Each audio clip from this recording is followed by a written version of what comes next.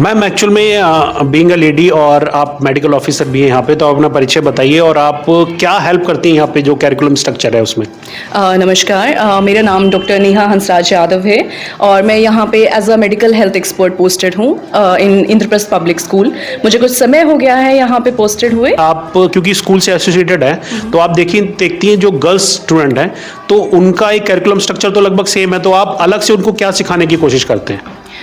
देखिए, apart from the normal regular physical checkup जो हम यहाँ पे स्टूडेंट्स का करते हैं, I really try to focus on menstrual hygiene of girls और उसके अलावा जो सैनिटरी हेल्थ प्रैक्टिसेस हैं, हाइजीन प्रैक्टिसेस हैं, उनके ऊपर फोकस किया जाता है, फिटनेस के ऊपर फोकस किया जाता है and they are taught about कि जो पर्टिकुलर काइंड ऑफ थ्रेट्स हैं या पोल्यूशंस हैं जिन पे women are particularly more exposed, उनके लिए उनको अवेयर किया जाता है। तो अपार्ट फ्रॉम जनरल फिटनेस हम इन सब चीज़ों पे उनका ध्यान देते हैं और उनका रेगुलर चेकअप करते हैं टू लुक इनटू कोई पहले हम किसी रिस्क फैक्टर को जान सके जो उनकी लाइफ को थ्रेटन कर सकता है या उनको हेल्थ को रिस्क करता है। मैम जैसे आपने बताया कि आप काफ़ी सब्जेक्ट्स के ऊपर बच्चों को सिखाते हैं आप, तो कुछ आप स्पेसिफिक बताना चाहेंगे कि किन किन पॉइंट्स पे आपका ज़्यादा फोकस रहता है? एब्सोल्युटली।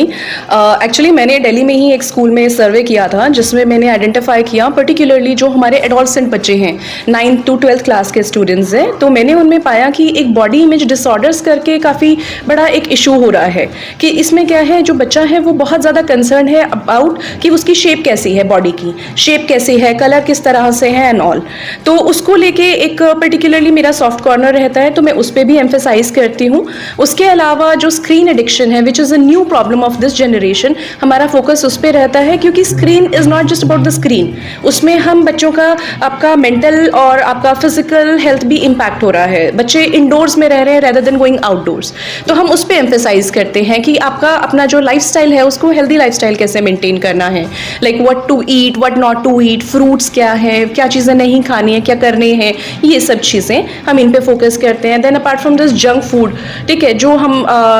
एक्स्ट्रा कैलोरीज ले रहे हैं, फालतू की चीज़ें हैं जो आप भी जानते हैं कि उनके अंदर कार्सिनोजेंस हैं एंड ऑल, जो बच्चों की हेल्थ के लिए पर्टिकुलरली बहुत रिस्की है बिकॉज वो उनका एक डेवलपिंग स्टेज है, तो उनके लिए वो बहुत रिस्की है। तो हम इन सब चीज़ों पे उनको अवेयर करते हैं और उनसे हम 1-on-1 डिस्कशन भी करते हैं। अगर कोई बच्चा किसी मेंटल हेल्थ इशू से जूझ रहा है या उससे कोई प्रॉब्लम हो रही है, किसी भी तरह की एडिक्शन है या कोई पर्सनल प्रॉब्लम है, या जैसे एडोलेसेंट बच्चों में फिजियोलॉजिकल चेंजेस आते हैं, बायोलॉजिकल चेंजेस आते हैं, तो अगर किसी बच्चे को उस तरह की कोई प्रॉब्लम आ रही है तो हम उनके लिए उनसे बात करते हैं और उनको थोड़ा अवेयर भी करते हैं कि what is the next stage जो वो एक्सपेक्ट कर सके कि क्या नेक्स्ट है जो आने वाला है,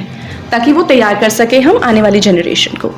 मैम आपकी जो वर्ड्स हैं ये सुन के मुझे ऐसा लग रहा है कि वाकई में आप बहुत ज़्यादा ध्यान दे रही हैं इन चीज़ों के ऊपर, और आज के समय में बच्चों की हेल्थ को देखते हुए, उनकी मेंटल स्टेबिलिटी को देखते हुए ये चीज़ें बहुत ज़्यादा ज़रूरी हैं जो आपने हमें ये सारी चीज़ें बताई। इसके लिए आपका बहुत बहुत धन्यवाद। Thank you, it's an absolute honour for me. Thank you.